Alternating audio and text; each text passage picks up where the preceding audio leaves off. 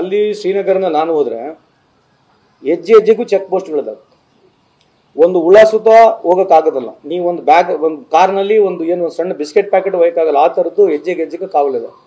ಮೊದಲಿಂದ ಶ್ರೀನಗರ ಹೈಲೈಟ್ನಾಗ ಇರ್ತಕ್ಕಂಥ ಪ್ಲೇಸ್, ಇವಾಗಲ್ಲ, ಸ್ವಾತಂತ್ರ್ಯ ಸಿಕ್ಕಾಗ್ಲಿಂದ ಮೊದಲಿಂದ ಅದು ಏನಮ್ಮ ಹೈಲೈಟ್ನಾಗ ಇರ್ತಕ್ಕಂಥ ಪ್ಲೇಸ್.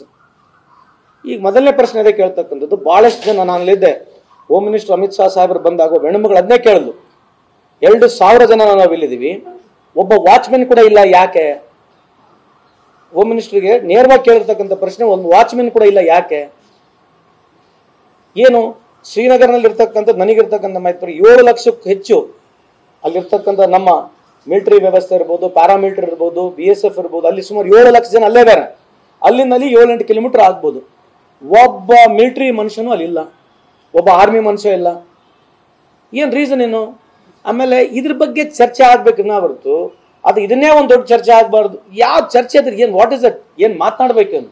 ಇವ್ರ ಅಧಿಕಾರದಲ್ಲಿದ್ದು ಇವ್ರ ಕಾಲದಲ್ಲಾಗಿ ಏನೇ ಆದ ತಕ್ಷಣ ಹಿಂದೂ ಮುಸ್ಲಿಂ, ಏನೇ ಆದ ತಕ್ಷಣ ಹಿಂದೂ ಮುಸ್ಲಿಂ ಆಯ್ತು ರೀ.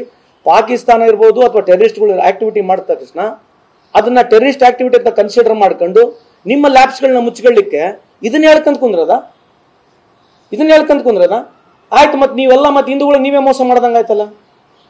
ನಿಮ್ಮ ಅವಧಿಯಲ್ಲಿ ಹಿಂದೂಗಳು ಇಷ್ಟು ಜನ ತೀರೋಗಿದ್ದಾರೆ, ಇಷ್ಟು ಜನ ಮರಣ ಹೊಂದಿದ್ದಾರೆ, ಇದಕ್ಕೆ ರೆಸ್ಪಾನ್ಸಿಬಿಲಿಟಿ ಯಾರು ತಗೋಬೇಕು? ಅಂದ್ರೆ ನೀವು ಒಪ್ಕೊಳ್ಳಿ,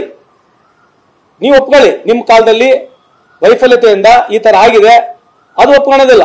ನೀವು ಕೆಲವು ಸ್ಟುಡಿಯೋಗಳಲ್ಲಿ ನಡೀತಕ್ಕಂಥ ಈ ಒಂದು ಸಂದರ್ಶನಗಳನ್ನ ನಾನು ನೋಡ್ತಾ ಇದ್ರೆ ನಾನೇನು ಅಷ್ಟು ದಡ್ಡನೂ ಅಲ್ಲ, ಅಷ್ಟು ಅತಿ ದೊಡ್ಡ ಜಾಣನೂ ಅಲ್ಲ, ಇದು ಸರಿಯಲ್ಲ ಅಂತ ಹೇಳಿಕ್ಕೆ ಇಚ್ಛೆ ಬಯಸ್ತೀನಿ ನಾನು.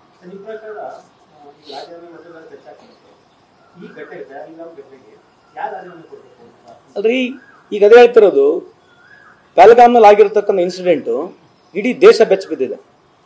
ಪ್ರಧಾನಮಂತ್ರಿ ನರೇಂದ್ರ ಮೋದಿ ಸಾಹೇಬರು ಎಲ್ಲಿ ಏನು ಮಾತನಾಡಂಗಿಲ್ಲ. 2 ದಿವಸ ಆಗಿಲ್ಲ, ಬಿಹಾರ್ನ ಹೋಗಿ ಎಲೆಕ್ಷನ್ ರ್ಯಾಲಿ ಮಾಡ್ತಾರೆ. ದಯಮಾಡಿ ಈ ದೇಶದ ಎಲ್ಲ ಭಾರತೀಯರಿಗೆ ಕೈ ಮುಗಿದು ಕೇಳ್ಕೊಳ್ತೀನಿ, ಇದು ಸರಿನಾ? ಇದು 2 ದಿವಸ ಆಗಿಲ್ಲ, ಅಲ್ಲಿ ಹೋಗಿ ಬಿಹಾರ್ನಾಗ ಎಲೆಕ್ಷನ್ ರ್ಯಾಲಿ ಮಾಡಿ ನಾನು ಹಂಗ್ ಮಾಡಿಬಿಡ್ತೀನಿ, ಪಾಕಿಸ್ತಾನಿಗೆ ನಾನು ಹಿಂಗ್ ಮಾಡಿಬಿಡ್ತೀನಿ, ನಾನು ನೀರು ನಿಂದ್ರಿಸ್ಬಿಡ್ತೀನಿ, ಈ ತರದ್ ಏನಕ್ಕೆ ಮಾತನಾಡ್ತಿರೋದು?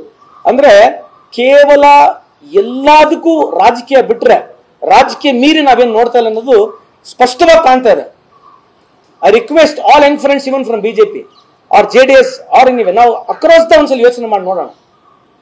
ನಾನೇನು ದೊಡ್ಡ ಮಹಾತ್ಮ ಅಲ್ಲ, ನಾನೇ ಒಂದು ಗ್ರೇಟ್ ಆಗಿ ಹೇಳ್ತಾ ಇಲ್ಲ, ಬಟ್ ಎಲ್ಲಿವೆ ಒಂದು ಔಟ್ ಆಫ್ ದ ಬಾಕ್ಸ್ ಯೋಚನೆ ಮಾಡಕ್ ಆಗ್ತಾ ಇಲ್ಲ. ಕೇವಲ ಒಂದು ಸ್ಟುಡಿಯೋನಲ್ಲಿ ಇಟ್ಕೊಂಡು ದೇಶದ ಇರ್ತಕ್ಕಂಥ ದೇಶನ ಹರಿದು ಹೋಗಿ ಏನ್ ಬೇಕಿತ್ತು ಡಿಬೇಟ್ ತಗೊಂಡೋಗ್ಬಿಡುದು. ಗೌರ್ಮೆಂಟ್ ಇನ್ನ ರೆಸ್ಪಾಂಡೇ ಮಾಡ್ತಾ ಇಲ್ಲ. Government has not come on record, government is not coming and speaking. ನೀವು ಯಾರು ಗೌರ್ಮೆಂಟ್ ನ ರೆಸ್ಪಾನ್ಸಿಬಲ್ ಆಗಿ, ಗೌರ್ಮೆಂಟ್ ನ ಯಾರು ರೆಸ್ಪಾನ್ಸಿಬಲ್ ಇರ್ತಕ್ಕಂಥ ಸಚಿವರು ಮಾತಾಡ್ತಾನೆ ಇಲ್ಲ. ಟಿವಿನಲ್ಲಿ ಹಿಡ್ಕೊಂಡು ಡಿಬೇಟ್ ಮಾಡಿದ್ದೇ ಮಾಡಿದ್ದು. Is it really right? Is this way we want to run this country? Please do it then. If that is the case, please go ahead. ಯಾವುದೇ ಒಂದು ಸಂದರ್ಭದಲ್ಲಿ ಸರ್ಕಾರ ಬರದೇ ಇಲ್ಲ, ಸರ್ಕಾರದ ಮುಂಚೆನೆ ಕುತ್ಕೊಂಡ್ಬಿಡೋದು, ತೀರ್ಮಾನ ಆಗ್ಬಿಡೋದು, ಸರಿಯೋ ತಪ್ಪು ಎಲ್ಲಿವರೆಗೆ ಮಾಡ್ಬೇಕು ಇದನ್ನ? And this is not a small thing.